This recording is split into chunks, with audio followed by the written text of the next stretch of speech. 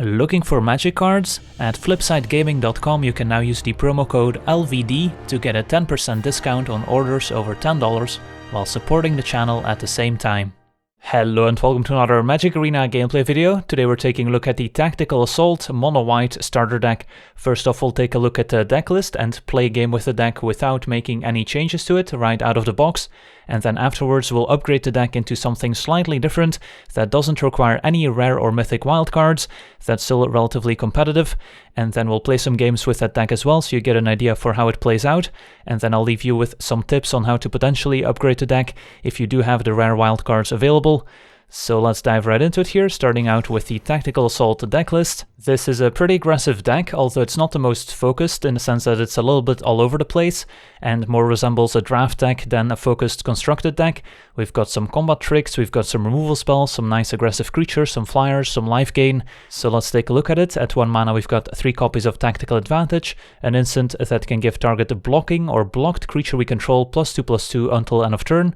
We've got 2 copies of Daybreak Chaplain, 2 mana for a 1/3 lifelinker, 2 copies of Knight's Pledge, an aura that can enchant one of our creatures, giving it +2/+2 permanently, 3 copies of Oresco Swiftclaw, 2 mana for a 3/1, 2 copies of Silverbeak Griffin, 2 mana for a 2/2 flyer, 2 copies of Take Vengeance as our first removal spell, destroying tapped creature at sorcery speed, 2 copies of Lockstone Linebreaker, 3 mana for a 3/2, then we've got more removal in the form of Luminous Bonds, an enchantment aura that can enchant an opposing creature, preventing it from attacking or blocking.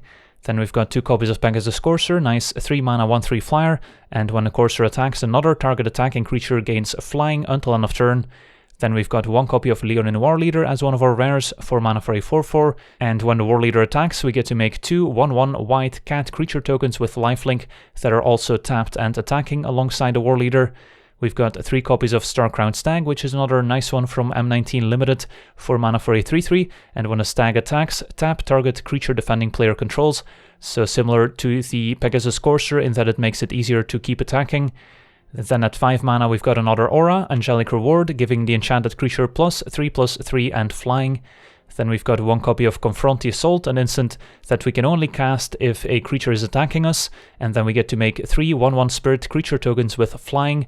We've got a Herald of Faith, 5 mana for a 4/3 Flying Angel, and when Herald attacks we get to gain 2 life. Then we've got 2 copies of Serra Angel, all the way from the original Magic expansion, 5 mana for a 4/4 flyer with Vigilance. Then we've got a Spiritual Guardian, 5 mana for a 3/4, and when it enters the battlefield we gain 4 life. Then we've got Inspiring Commander as another rare, 6 mana for a 1/4, and whenever another creature with power 2 or less enters the battlefield under our control, we gain 1 life and draw a card, so we're only card draw engine in the deck. And then rounding out the deck, we've got Serra's Guardian, 6 mana for a 5/5 Flying Angel with Vigilance, and other creatures we control also have Vigilance. And then at 7 mana, 1 copy of Meteor Golem, that when it enters the battlefield destroys target non-land permanent an opponent controls. And then last but not least, 1 copy of Zetalpa Primal Dawn, 8 mana for a 4/8 legendary creature with flying, double strike, vigilance, trample, and indestructible. Even takes a while for all the abilities to scroll on the side, so a powerful curve topper in the deck. And then 25 basic planes as our mana. So that's the deck. Now let's jump into a game and see how the deck does. Alright, we're on the draw, and our hand looks reasonable. 3 lands, we get to play Swiftclaw and Griffin. Advantage as a pump spell, and then we can work our way up towards Serra Angel. Opponent with turn 1 Island, turn 2 Island into Persistent Petitioners, alright. So our opponent is going to try and win the game by making us draw a card from an empty library, and we have to prevent that by killing them first with damage. So getting this Griffin in play to pressure them is not a bad idea. Although Swiftclaw does hit a bit harder, and if we trade it for Petitioners it's not that bad. Plus we have a tactical advantage as well. So I think we will play Swiftclaw. Opponent is likely to play second Petitioners. We'll attack with a Swiftclaw. If they do block we can tactical advantage. And we still get to play a Griffin as well. So we'll attack for 3. And see what they do here. And if they just take the damage, that's totally fine. Eventually they will block the Swiftclaw. So now they took 3 damage instead of just 2, and we played Griffin instead. And they probably should have milled us for 1 with the Petitioners end of turn there. They had the 1 mana available. Alright, we'll just keep on attacking.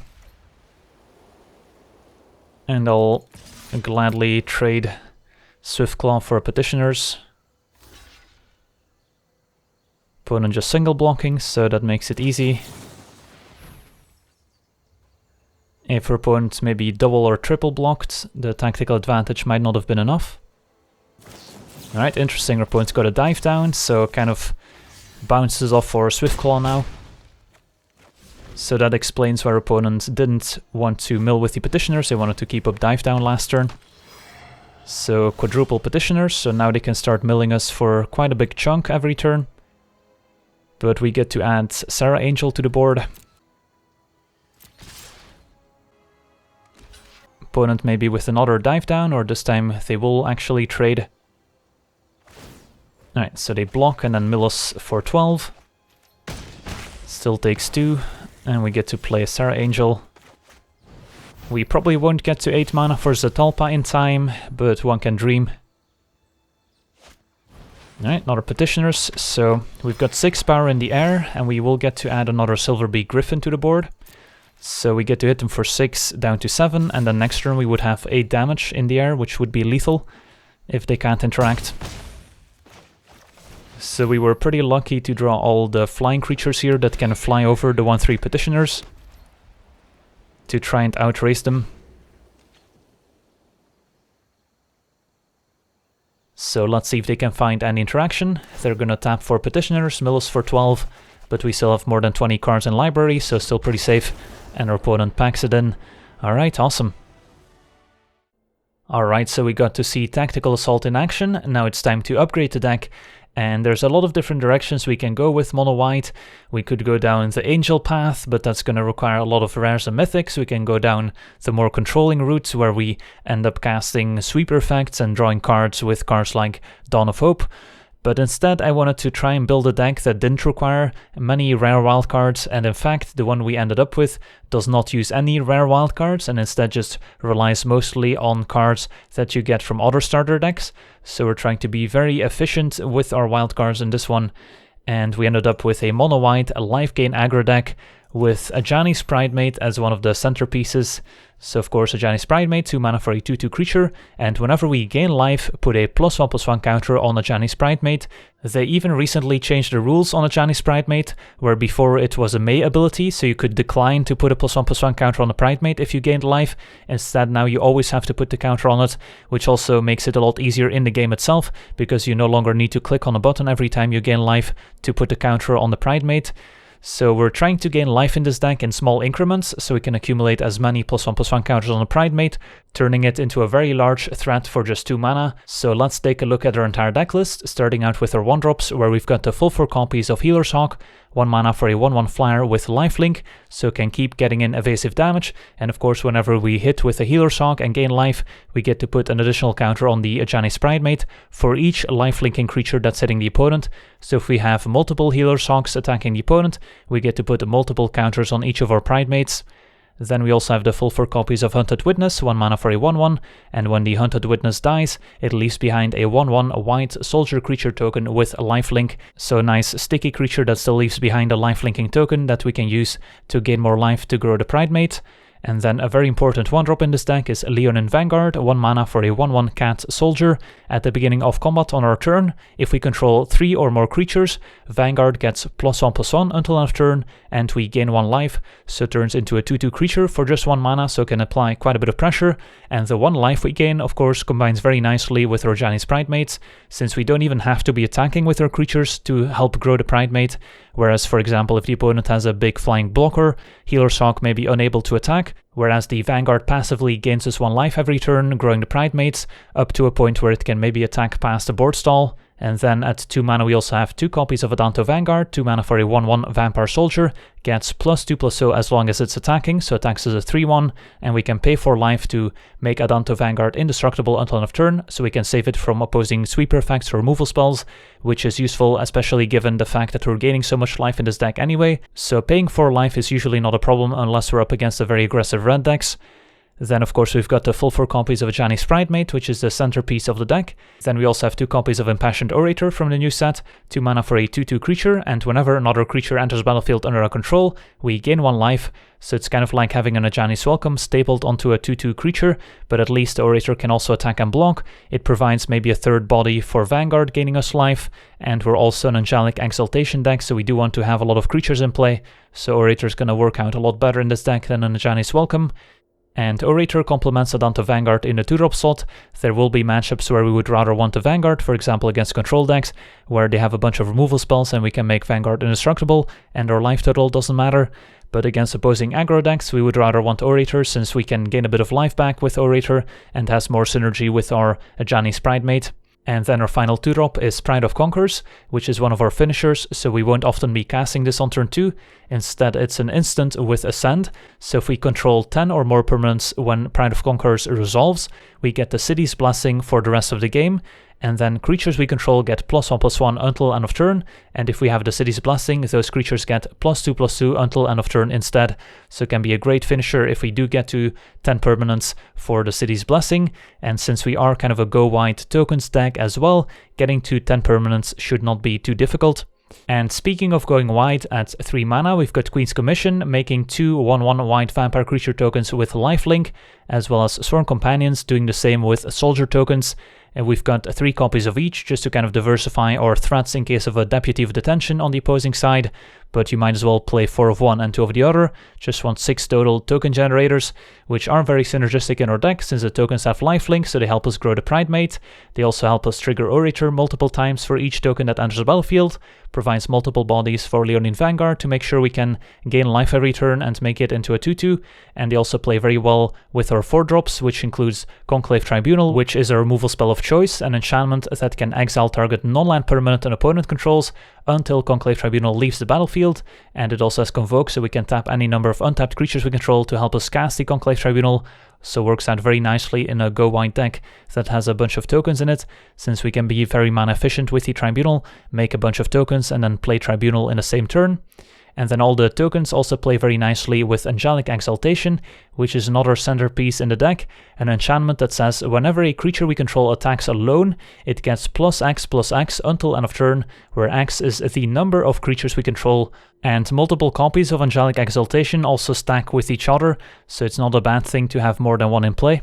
So the more creatures in play the better, also works nicely with lifelink since we get to gain all that life back, and especially nice with Healer's Hawk. If there's a board stall on the ground, we can just fly over with an enormous Healer's Hawk and still deal massive amounts of damage. And then last but not least, we have 2 copies of Leonine Warleader as the only rare in our deck. We get 1 copy in Tactical Assault, we can find a 2nd copy in the Eternal Thirst starter deck or the Strength in Numbers starter deck, so we could have up to 3 copies of Warleader in our deck without having to use any wild cards, as long as we unlocked all the starter decks, but I think I prefer having 2 copies of Warleader and 3 copies of Angelic Exaltation, and otherwise we end up with too many 4-drops in the deck, and we still need to keep our curve in mind. And Angelic Exaltation also has surprising synergy with a Warleader, since when we attack with just a Warleader, even though it's accompanied by 2 1/1 cat creature tokens that are also tapped and attacking, it's still counted as a single creature that's attacking for the Exaltation, so it still gets the +X/+X bonus, and as long as we stack the triggers from Exaltation and Warleader correctly, and resolve the 2 tokens before we resolve the Exaltation, the 2 tokens we get from the Warleader will also count towards the +X/+X that the Exaltation provides, so that means that if we only have Warleader in play and no other creatures, it will still attack as a 7/7 creature, which means that we can often keep attacking and making more cat tokens, and even if those cat tokens die right away, we still get to gain a bit of life from them, which means we get to grow Pridemate if we have that in play, or gain more life with Orator, which will also keep triggering off those cat tokens entering the battlefield, so just a very synergistic card all around in our deck alongside Exaltation as well. And then our mana base, very simple, 23 basic planes, shows some nice Ravnik art for this one. So that rounds out the deck. Now let's jump into some games and see how the deck does. Alright, we're on the draw, hand looks decent. Double Vanguard to pump our Pridemates, and 3 required creatures to get the party started. Up against turn 1 Llanowar Elves, which is always scary. Double Warleader, so hopefully we get up to 4 mana. Cat Tribal essentially here. And Turn to incubation. Let's see what they find. It's going to be Wild Growth Walker. That's fine.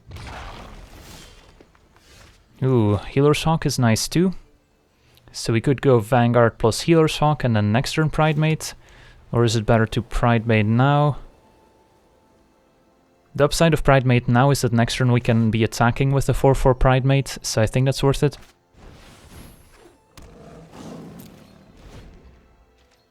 Whereas if we play Vanguard plus Hawk now, we would gain 2 life right away, which is nice. The Hawk can attack, but then we're not attacking with the Pridemate next turn. It's gonna be a Growth Chamber Guardian. Ooh, wow, triple Vanguard. So let's play some Vanguards. Go to combats. And attack with a nice 5/5 Pridemate. And then play Healer's Hawk afterwards as well.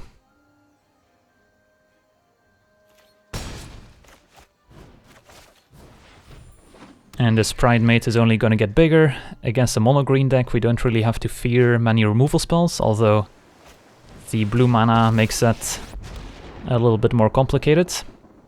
And I guess they did show us incongruity, so that could exile the Pridemate as well.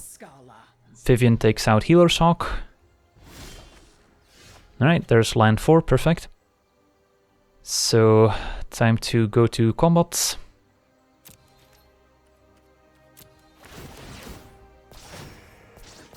Pridemate's up to an 8/8. So it would be kind of a waste to send a Pridemate at Vivian here. But I would like to kill Vivian given a chance, so we could just send all 3 Leonin Vanguards at Vivian to make sure she dies. It's probably okay.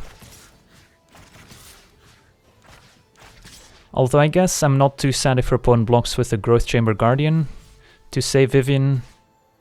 So maybe we do send 1 Vanguard at our opponent, and if they want to save Vivian, they have to trade the Growth Chamber Guardian for Vanguard. That's probably fine too. So Guardian does trade, but they forgot to block with Wild Growth Walker.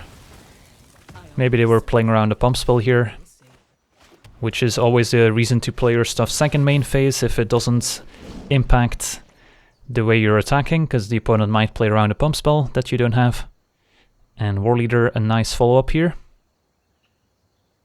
So we've got a giant Ajani's Pridemate their opponent needs to find an answer to. Probably involves something like incongruity, exiling it.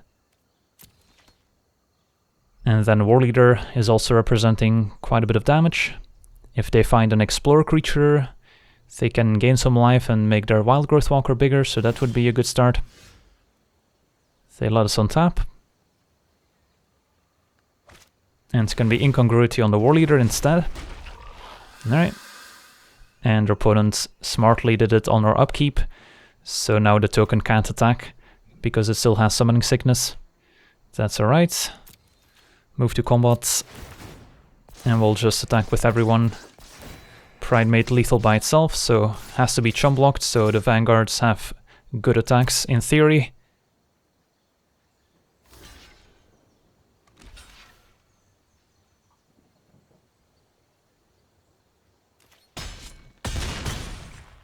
And War Leader number 2. Not that we really needed it here, but good insurance. Second blue source. And what is our last card? Hydroid Crisis, X equals 3, so gain a life, draw a card.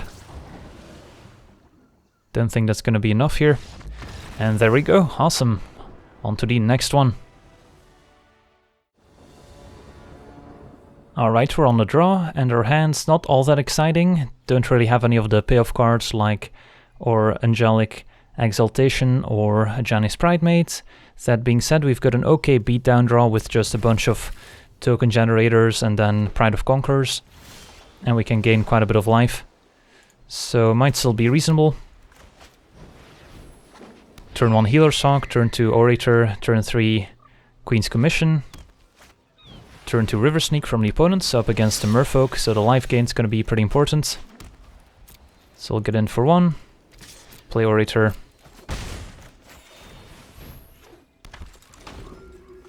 And then hope to top deck something like Exaltation with Healer's Hawk would be very strong.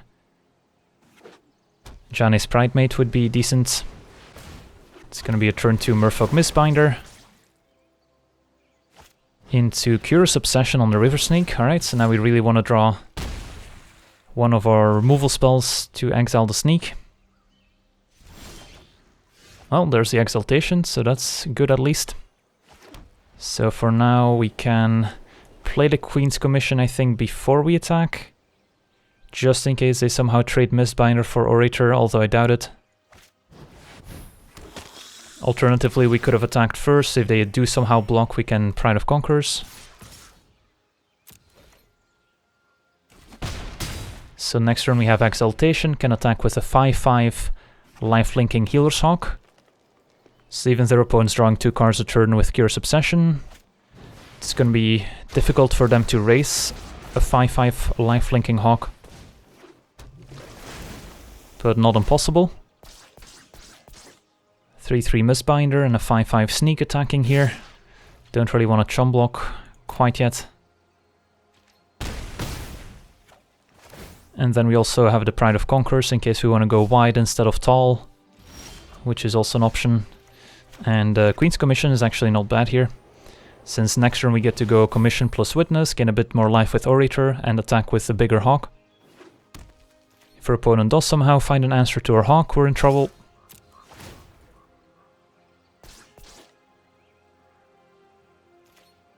So our opponent falls to 11. And next turn we can be attacking with an 8/8 life-linking Hawk.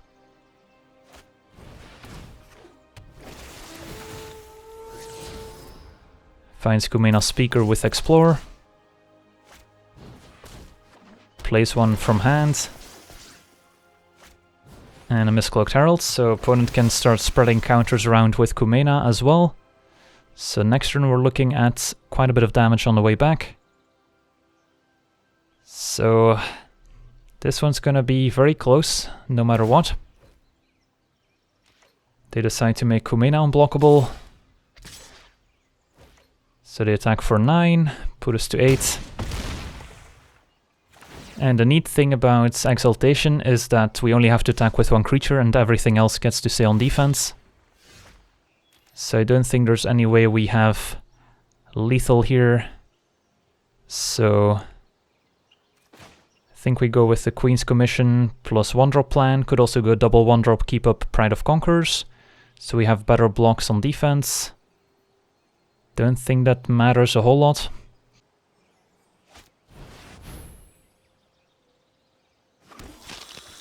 And do we play Healer's Hawk or Hunted Witness? I guess we'll play the Hawk in case they do find a removal spell for the one in play. And we would get to gain 1 life right away, whereas Witness doesn't have lifelink itself. And the 1 life could matter here, since it's such a close race. So Hawk gets in there. For 8, puts them to 3. We're all the way up to 19. Plenty of blockers, and we don't need to keep many of our creatures alive to have lethal on the way back. They only had 4 untapped creatures, so they couldn't put counters everywhere with Kumena. Instead draws a card. Something like Sleep could be pretty devastating here, but not every Merfolk list plays that. Well, there's a Sleep. Yeah, that's unfortunate. Had to be pretty much Sleep or something like a Merfolk Trickster. Alright, well, that's too bad. On to the next one. Alright, we're on the draw, and we've got turn 1 Healer's Hawk, turn 2 Pridemate, so we'll keep. The rest of our hands a little on the slow side. But hopefully this works out. Can at least interact with Tribunal. Opponent appears to be on a mono-black deck, turn 2 Reassembling Skeleton. So removal might be plentiful. So next turn we're hoping for a land so we can play Sworn Companions. Divest is gonna be able to take War Leader, which is the only creature. And no third land. Vanguard was a decent pickup. Can gain life for Pridemate right away. And we can attack for 5. Opponent jumps. And Pridemate grows up to a 5/5. Alright, let's see if they can hit their land drops. It's gonna be Burglar Rat, making us discard. I guess we'll discard a Tribunal here. Alright. No reason to companions before attacking.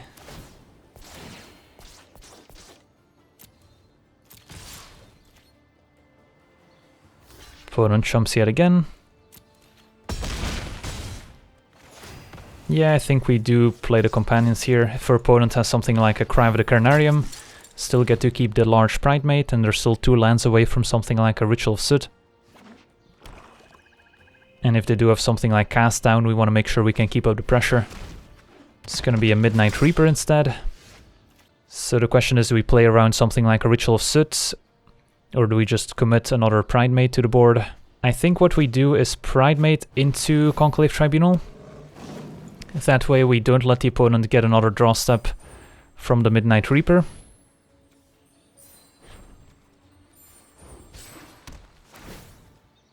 Which would increase the chances of the opponent maybe finding something like a Ritual of Soot and the land to cast it. Opponent's down to 4. And we've got enormous Pridemates. Vicious Rumors, making us discard our final card. Reassembling Skeleton returns once again, just in time to see a lethal attack. Alright, sweet, on to the next one.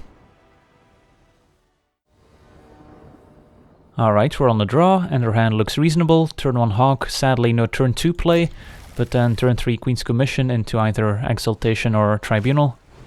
Facing a turn 1 Opt. So could be the mono blue tempo deck, could be Drakes, could be something else. Alright, another Healer's Hawk gives us a turn 2 play.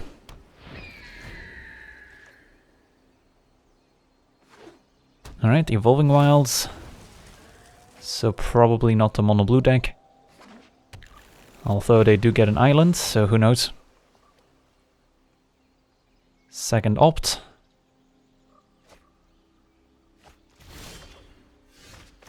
Just play a Hawk and attack for 1. Don't have a 4th land yet for Exaltation, but we can cast Tribunal thanks to Queen's Commission. And it is Terramander, so blue-red Drakes. Maybe with a slightly budget mana base, playing Evolving Wilds instead of something else.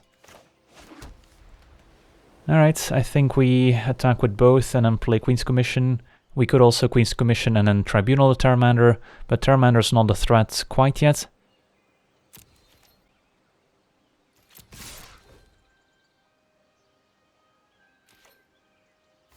And we would be fine with the trade. Opponent could also have a dive down to protect Terramander. Doesn't seem to be the case. Could also have a Spell Pierce for Queen's Commission, but we're gonna have to get those Spell Pierces out of their hand eventually. It's gonna be Sheevan Fire on the Healer's Hawk instead, alright.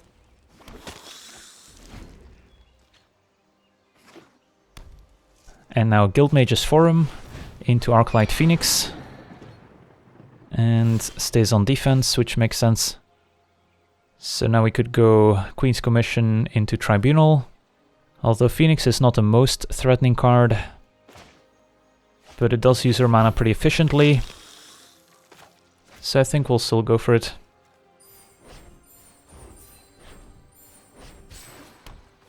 And by exiling the Phoenix, we don't have to worry about it coming back from the graveyard.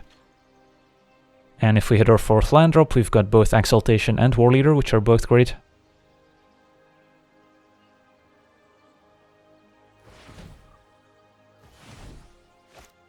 It's gonna be a Chart of Course. Also a reason to maybe exile the creature so they don't get to draw 2 for free. 3 mana left over, could be something like Enigma Drake. Instead they're gonna pass a turn. And we did pick up land 4. I think we will play the War Leader instead of Exaltation. The problem with Exaltation in the face of 3 open mana is that if we attack with a single Vampire, our opponent can just use a spot removal spell, and if we attack with all 4, then Exaltation didn't really impact the board. So I think we'll start by attacking for 4. And then play War Leader. And then next turn we can have a nice turn with this Exaltation. And then we could be attacking with an 11-11 War Leader, and with a land a 12-12, thanks to the Vanguard as well. Opponent's got a Crackling Drake, drawing a card. Alright, so we'll play Vanguard into Exaltation.